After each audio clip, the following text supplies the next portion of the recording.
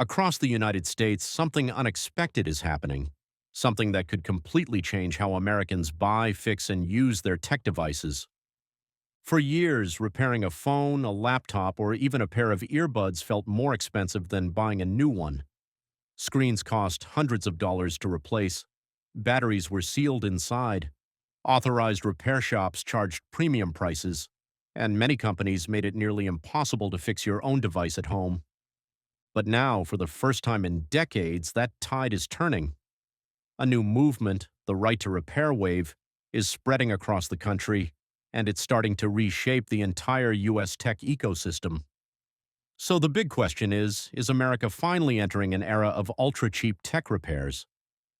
Let's start with what sparked the movement. For years, tech companies designed products that were incredibly hard to open. Screens were glued down, batteries were buried under layers of parts, screws were proprietary, software blocked unauthorized repairs. This led to a simple reality. When devices broke, they were often replaced instead of fixed, and the costs added up. A laptop keyboard replacement could be $300. A smartphone battery swap could cost as much as the phone was worth. A cracked tablet screen could be more expensive than buying a new tablet. Americans hit a breaking point, literally and financially. Meanwhile, tech waste began piling up. Millions of devices that could have been repaired were being tossed, and consumers started demanding answers. That pressure grew loud enough that lawmakers responded. Today, several states, including California, Minnesota, Colorado, and New York, have passed major right-to-repair laws, and more states are preparing similar bills. But what exactly do these laws do? The simplest explanation is this. They force tech companies to give consumers and independent shops the tools needed to fix products. That means access to repair manuals, access to parts, access to diagnostic tools, access to software needed to complete repairs. In other words, the things that used to be locked behind a manufacturer's wall are now becoming available to the public. This is a huge shift, because when more people can repair devices and when independent shops can finally get affordable parts, prices drop fast, and we're already seeing the effects.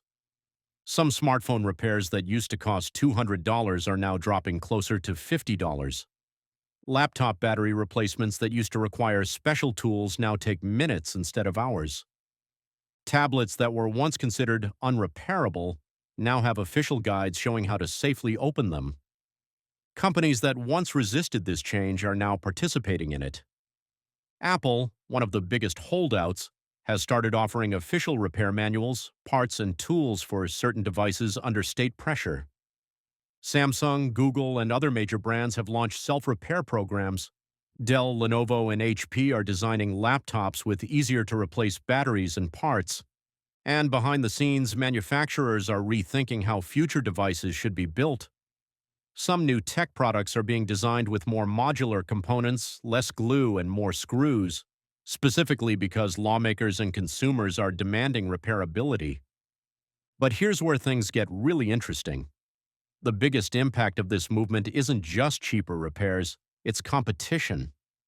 Before, if your phone broke, you only had one option, the official repair center. They controlled the price, they controlled the timeline, they controlled the tools. Now, third-party shops are entering the market at scale. Online repair kits are popping up everywhere. DIY repair communities are expanding fast. Even big retailers are exploring low-cost repair services. When competition increases, prices naturally fall. It's the same reason cheap phone cases, cheap cables, and cheap accessories exploded years ago. Once barriers drop, the market opens up, and affordability follows. But does this mean ultra-cheap tech repairs are guaranteed? Not exactly. There are still major challenges. First, some companies are complying with the new laws reluctantly. They offer parts, but the prices are still high. They give access to manuals, but the instructions are complicated. They support self-repair, but with limitations. Second, many modern devices still use design choices that make repairs harder, like curved screens, sealed batteries, and thin frames. Even with legal access, fixing certain devices will remain complex. Third, software remains a powerful gatekeeper. Manufacturers can still limit functionality after repairs or require software pairing to recognize new parts. And fourth, national rules don't exist yet. Right now, the repair landscape is a state-by-state patchwork. Until federal legislation arrives, the system will remain uneven. Even with these obstacles, the trend is clear. Repairing tech in America is becoming cheaper, easier, and more accessible than ever before. But why does this matter so much? Because in the next decade, the U.S. is expected to own more personal tech per person than at any time in history. Without repairability, the costs, financially and environmentally, would explode. Consumers would spend more, landfills would fill faster, manufacturers would face criticism for sustainability issues. Right to repair changes that equation. Longer-lasting devices, lower maintenance costs, less e-waste, more consumer control, better competition in the repair market.